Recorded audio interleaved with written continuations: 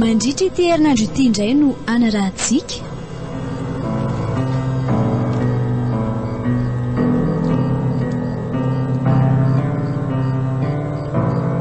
Ankaramainty. Tantara mitohy nosoratany Ihajarandriamanarmanana.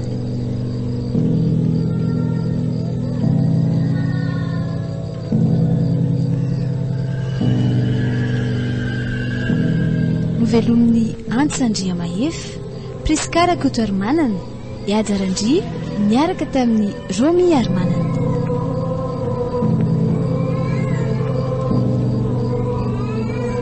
Nandray feo Sitraka Lovarilala, Nanatontosa Ajarandria.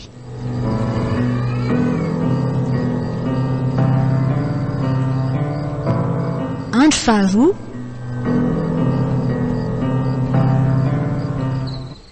Tsara kosa izanyko.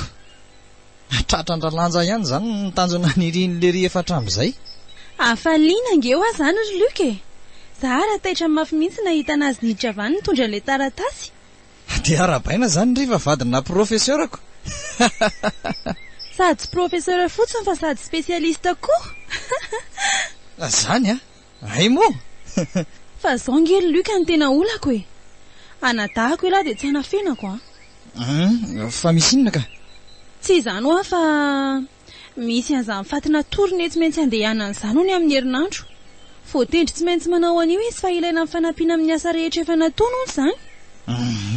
Dia maninona ka? Ka tsy maintsy mandeha amin'izany izy dia hijanona rereto ako. Tapa-bolana angarangiziny nge izany ry Luka e.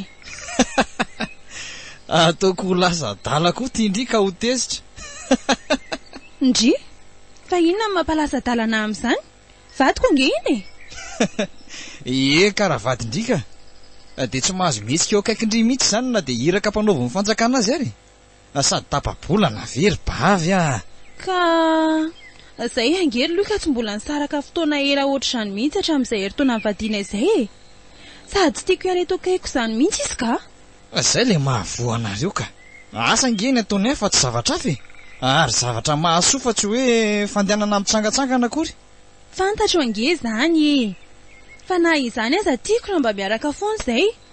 Dia izany natsoko an'lahy hoe inona indray? Hoe andresy lahatra ny lanja indray ve? Azafady kosa aloha raha nabavy fa tsy te hiditra amin'izany intsony le tamin'ny farany iny ary tsoroko amindry fa tena lasa ohatrany fampiafahafa izany mihitsy tamin'ny valy.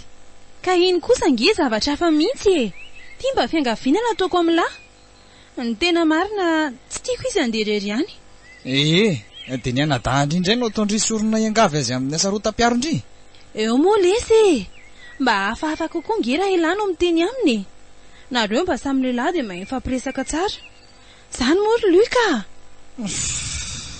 Aleo fa hita eo indray izany. Izay mihitsy ngele tsy hafozako an'ity anadahako ity e. Fa za kosa tsy mampanantena rondro hoe anaika izy Manaiky foana izy rehefa ilany no miresaka aminy e.